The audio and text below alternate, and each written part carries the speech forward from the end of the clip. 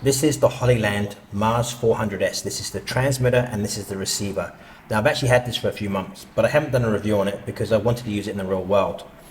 And I actually got an opportunity to use this while I was in Taiwan a few weeks ago. Now one of my very good clients and a very good friend of mine needed some video footage for a new client. And they wanted me to go into the factory and shoot some video work for them. So I was using my S1H with the matte box, the Zeiss 21mm f2.8 Canon mount lens with the Sigma Canon to L mount adapter and the 8-SIN cage with handle. If you've ever been to the factories in Asia, you will know that they have some sensitive manufacturing equipment, and they will also manufacture products for other customers, and those customers don't want the world to know where their products are made. So you have to be very careful what you shoot in photos and in video. Some of the factories we've been to, we're not even allowed to take any photos. But this particular factory is a very good friend of mine, and they wanted me to shoot some video for a new customer. So the reason it was set up like this is because I can shoot the video, and to be truthful, I'm quite happy to use this little back screen. I don't need the monitor on here. Now, the MARS 400S was connected to the S1H via HDMI cable. Now, if you've ever used an S1H, you will know that you cannot output anything via HDMI in 5.9K. I have no idea why Panasonic did that. I guess it must be processor power or something, but it's just silly because I want to record this in 5.9K and be able to monitor what I'm doing on a larger monitor, or like I am now, outputting via the HOLLYLAND MARS 400. And plus, having that 5.9K gives you a lot more to play around with in your software, especially with stabilization and to crop, but for some reason it doesn't. So this was just shot in 4K mode. So the transmitter was sending the signal to the receiver, which is attached to my Atmos Ninja 5 with a very large battery in the back, because if you use an Atmos Ninja 5, you know it eats battery power. The cage on here is an 8-SIN cage with the 8-SIN sun visor, and what I've done, attached the HDMI cable with the two Velcro straps for the sun visor, and it worked really well.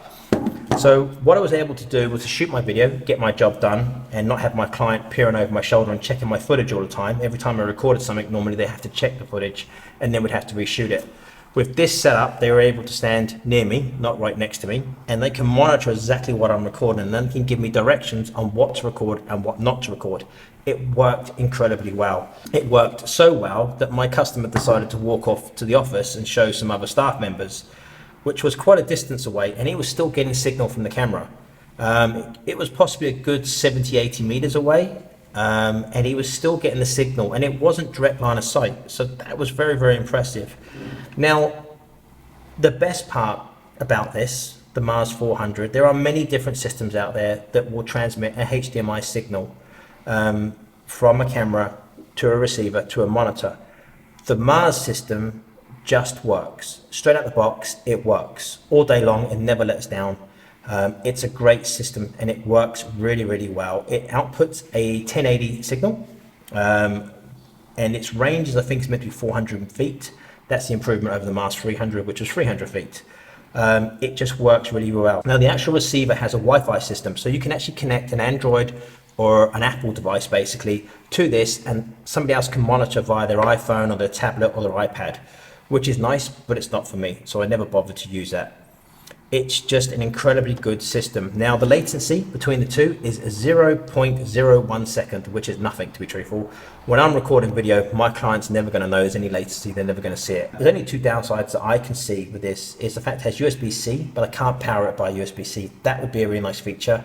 It's a shame you can't do that, because I have a grip coming for the cage, which has a battery built into it and USB sockets. So I can actually power my camera, the transmitter, and I can also power my follow focus system as well at the same time, or from a grip basically with a battery in it, which would be really nice. It doesn't have that, and the fact it makes a little bit of noise.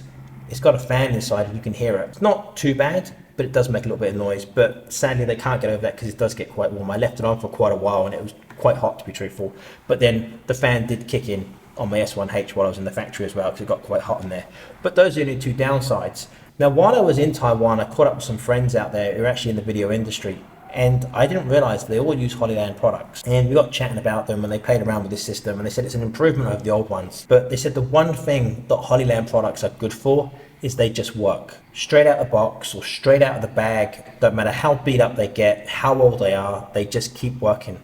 And that's the best part about it. When you've got a job to do, the last thing you need is products not working. A monitor. My Atmos Ninja 5 is quite temperamental sometimes. The HOLLYLAND MARS 400 just worked, and it's a great product.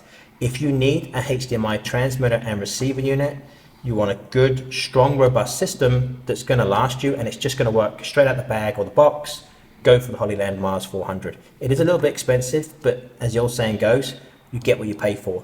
I was super impressed with this, the fact that it never let me down and it was so easy to use.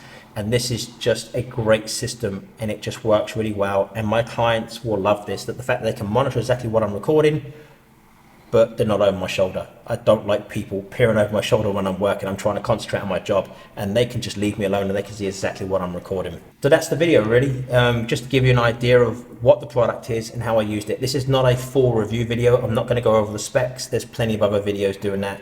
I just wanted to give you my real world opinion of this product after using it for a whole day in Taiwan. I would love to have used it longer, but the other job that I was doing out there didn't need it. But I will be using it in March at the Taipei Cycle Show. So that will be coming with me with some other equipment. But as always, thank you so much for watching.